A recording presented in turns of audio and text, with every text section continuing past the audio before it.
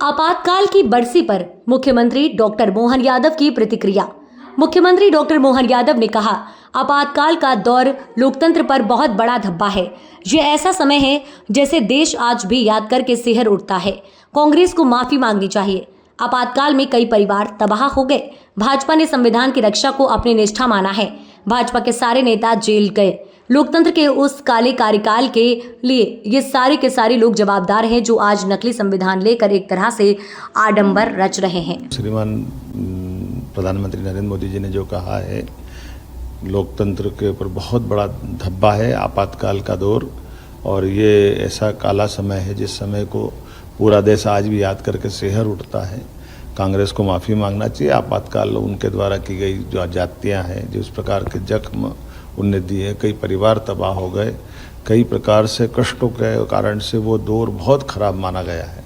और भारतीय जनता पार्टी तो उस मामले में एक तरह से इतनी ज़्यादा संविधान को प्रति अपनी निष्ठा बताते हुए, जिस पार्टी ने अपना जनसंघ का अस्तित्व समाप्त करके केवल आपातकाल के विरोध के कारण से और ख़ास करके लोकतंत्र की रक्षा के लिए, संविधान की रक्षा के लिए अपने सारे नेता जेल गए, सबको समेकित रूप से सरकार के सभी दमन के खिलाफ हिम्मत से लड़ने की हिम्मत दिलाई, और सब जेल में भी वो यातना सहन करके अपने लिए वो लोकतंत्र को बचाने का, संविधान को बचाने का जो भाजपा का संघर्ष है वो सदैव स्मरणीय रहेगा।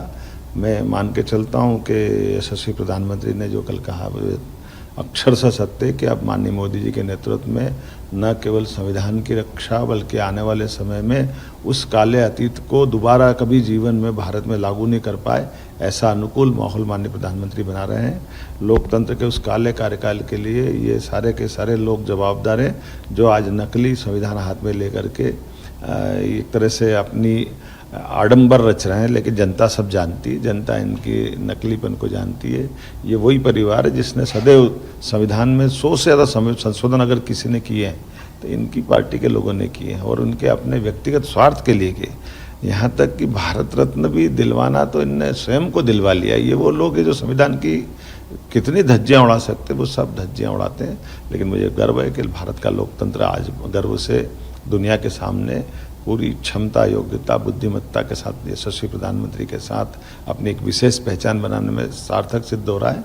मेरी अपनी ओर से लोकतंत्र के इस काले पर्व पर संघर्ष करने वाले सभी बंधुओं का और जो दिवंगत हो गए उनके प्रति मेरी श्रद्धांजलि भी है, और उम्मीद करते हैं कि लोकतंत्र इन सब अनुभवों के आधार पर जीवन भर संविधान की रक्षा करते हुए अपनी यात्रा निर्बाध गति से आगे बढ़ाएगा।